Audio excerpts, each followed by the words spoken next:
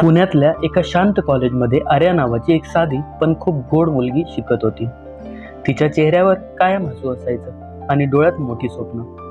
तिच्या आयुष्यात एक व्यक्ती कायम होती, समीर. लहानपणापासून दोघे एकत्र वाढले होते. शाळा, क्लास, वाढदिवस, भांडण, आनंद, दुःख, प्रत्येक क्षण त्यांनी एकत्र जगला होता. आर्या सगळ्यांना सांगायची, समीर माझा सर्वात जवळचा मित्र आहे. पण समीरच्या मनात मात्र मैत्रीपेक्षा खूप जास्त भावना होत्या. तो तिच्यावर जीवापाड प्रेम करत होता. मात्र हे प्रेम त्याने कधीच शब्दात मांडलं नाही, कारण त्याला भीती होती की जर आर्याने नकार दिला तर ती त्याच्यापासून कायमची दूर जाईल. कॉलेजचं दुसरं वर्ष सुरू झालं आणि त्यांच्या आयुष्यात विहान आला. विहान दिसायला स्मार्ट, बोलायला आत्मविश्वासू आणि खूप आकर्षक होता. कॉलेजमध्ये येताच तो सगळ्यांचा आवडता बनला. काही दिवसातच त्याची आणि आर्याची मैत्री खूप वाढली. ते दोघं तासनतास एकत्र बोलायचे, कॅन्टीनमध्ये बसायचे, प्रोजेक्ट्स करायचे. आर्या आता जास्त वेळ विहानसोबत घालवू लागली होती. समीर हे सगळं शांतपणे पाहत होता. तो हसायचा, बोलायचा, पण आतून प्रत्येक क्षणी तुटत होता. त्याला जाणवत होतं की आर्या आता त्याच्यापासून दूर जात आहे. कॉलेज ट्रिप दरम्यान एका रात्री जोरदार पाऊस पडत होता. सगळे रिसॉर्टमध्ये मजा करत होते, पण आर्या एकटी बाल्कनीत उभी राहून पाऊस पाहत होती. तेवढ्यात विहान तिच्या जवळ आला. काही क्षण शांतता होती. मग त्याने हलकेच तिच्या हातात हात घेतला आणि म्हणाला, आर्या, मला तुझ्यावर प्रेम आहे. आर्याचं हृदय जोरजोरात धडकू लागलं.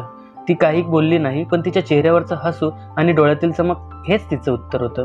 दूर उभा असलेला समीर हे सगळं पाहत होता. त्या क्षणी त्याचं हृदय पूर्णपणे तुटलं. त्या रात्री तो एकटाच खोलीत बसून रडत राहिला. काही महिन्यांपर्यंत आर्या आणि विहान खूप आनंदात होते.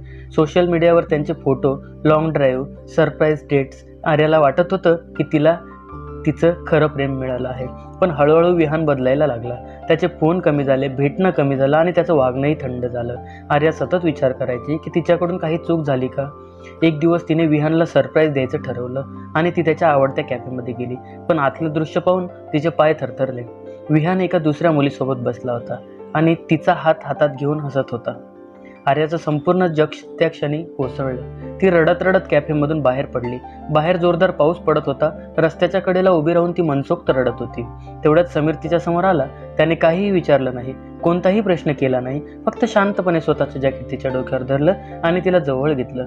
आर्या त्याच्या मिठीत कोसळली. त्या क्षणी तिला पहिल्यांदा जाणवलं की जे प्रेम तिला विहानकडून हवं होतं ते खरं तर कायम समीरच्या रूपात तिच्यासोबत उभं होतं.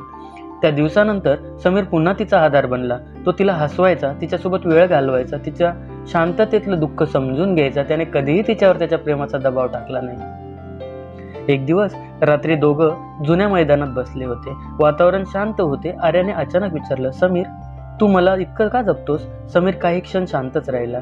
मग त्याने हलक्या आवाजात उत्तर दिलं, कारण मी तुझ्यावर खूप वर्षापासून प्रेम करतो. हे ऐकताच आर्याच्या डोळ्यात पाणी आलं. ती स्तब्ध झाली. तिला जाणवलं की खरं प्रेम हे मोठमोठ्या शब्दात नसतं, तर ते प्रत्येक कठीण क्षणी शांतपणे साथ देण्यात असतं.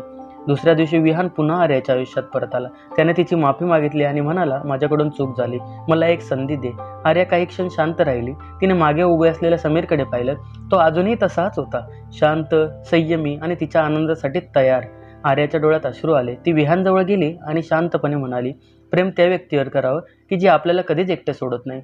एवढं बोलून तिने समीरचा हात धरला. समीरच्या डोळ्यात आनंदाश्रू होते आणि विहानच्या डोळ्यात पश्चाताप.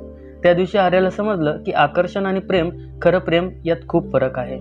आकर्षण काही काळासाठी आपल्याला आनंद देतं, पण प्रेम आयुष्यभर साथ देतं.